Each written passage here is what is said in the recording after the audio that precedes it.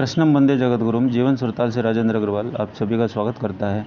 आइए एक नई कहानी कर्म के नाम से शीर्षक है। आप लोगों को निश्चित रूप से पसंद आएगी। कमेंट बॉक्स में क्या पसंद आए आवश्यक रूप से लिखें। जो लोग चैनल पर पहली बार हैं निश्चित रूप से सब्सक्राइब करें, जो आपको शानदार जानकारी समय पर मिलती रहे। तो आइए बढ़ते हैं कहानी की ओर। एक मालन रोज़ाना राजा की सेज फूलों से सजाने का काम किया करती थी। वो अपने काम में बहुत ही निपुण थी।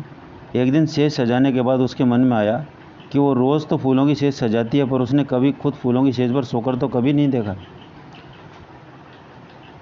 संयोगवश वह 2 घड़ी फूल से सजे हुए उस बिस्तर पर सो गई। उसे दिव्य आनंद मिला। ना जाने कैसे उसकी नींद लग गई। कुछ घंटों बाद राजा अपने शयन कक्ष में आए। मालन को अपने बिस्तर पर सोता हुआ देखकर राजा को बहुत गुस्सा आया। उसने मालन को पकड़कर 100 कोड़े लगाने की सजा दी। मालन बहुत रोई, विनती की, पर राजा ने एक भी नहीं सुनी।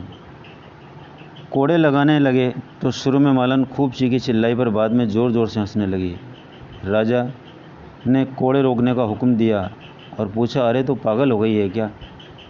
हंस किस बात पर रही है? तो मालन बोले, राजन मैं इस आश्चर्य में हंस रही हूँ कि जब 2 घड़ी फूलों की सेज पर सोने से 100 कोड़े हैं, तो पूरी ज़िंदगी हर रात ऐसे बिस्तर पर सोने की सज़ा क्या होगी? राजा को मालन की बात समझ में आ गई। वो अपनी कृत्य पर बेहद शर्मिंदा हुआ और जन कल्याण में अपने जीवन को लगा दिया।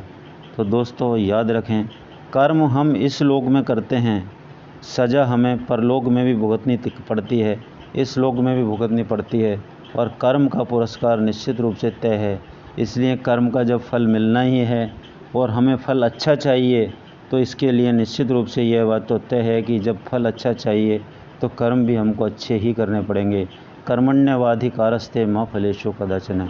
कृष्ण भगवान का कितना शानदार स्लोगन है, जिसको यदि आप गहराई से समझें तो शायद कभी भी बुरे कर्म करने की हिम्मत भी नहीं करेंगे, क्योंकि भगवान स्वयं कहते हैं कि मैं कर्म का साक्षी हूँ।